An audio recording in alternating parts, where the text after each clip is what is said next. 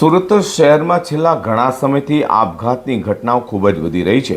તો સુરતના ડિંડોલી વિસ્તારમાં રહેતી અને ધોરણ 12 સાયન્સમાં અભ્યાસ કરતી વિદ્યાર્થીનીએ પરિવાર ઊંઘમાં હતો તે સમયે પોતાના ઘરે ગળે ફાંસો ખાઈ આપઘાત કરી લેતા હાલ સનસનાટી મચી જવા પામી છે. સુરતમાં ફરી એક માતા પિતા પર આભ તૂટી પડ્યું છે.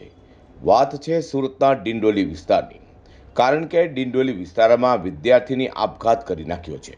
સુરતના ડિંડોલી વિસ્તારમાં રહેતા મૂળ ઉત્તર પ્રદેશના પરિવારની ધોરણ 12 સાયન્સમાં અભ્યાસ કરતી 17 વર્ષીય વિદ્યાર્થીનીએ ગળે ફાંસો ખાઈ જીવન ટૂંકાવ્યું હોવાની આઘાતજનક ઘટના સામે આવી છે. જ્યારે પરિવારના સભ્યો ઘરમાં નિંદ્રાધીન હતા ત્યારે આ વિદ્યાર્થીની અચાનક જ અંતિમ પગલું ભરી લેતા સમગ્ર પરિવાર ઊંડા શોકમાં ગરકાવ થઈ જવા પામ્યું છે. જોકે વિદ્યાર્થીનીના આપઘાત પાછળનું ચોક્કસ કારણ હજી સુધી જાણી શકાયું નથી, જેના લીધે અનેક તર્ક વિતર્ક સર્જાયા છે.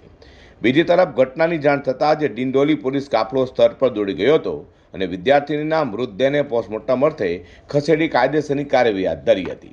હાલ પોલીસે અકસ્માત મોતનો ગુનો નોંધી આશાસ્પદ વિદ્યાર્થીનીએ કયા સંજોગોમાં આપઘાત કર્યો તે જાણવા માટે ઝીણવટભરી તપાસ શરૂ કરી છે. महादेव नगर 2 नवागांव भिंडोली सूरत। क्या घटना बनी थी?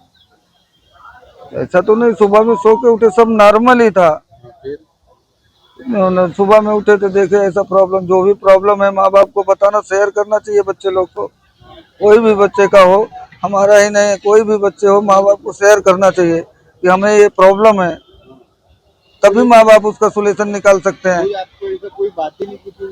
कुछ नहीं, मम्मी उसकी नहीं है, चाची है, हमें सब है। मम्मी गाँव गई थी शादी में। कितनी उम्र थी और क्या करती थी लड़की? लड़की तो 12वीं में पढ़ती थी साइंस से। उसको हम पढ़ा रहे थे, कैसे भी करके दिखता, बोली पापा डॉक्टर बनना है मुझे।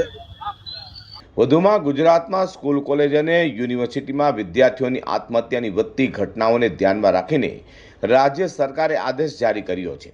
શિક્ષણ વિભાગ દ્વારા રાજ્યની તમામ યુનિવર્સિટીઓ, કોલેજો અને ખાનગી કોચિંગ સંસ્થાઓ માટે વ્યાપક અને કડક ગાઈડલાઈન જાહેર કરાઈ છે.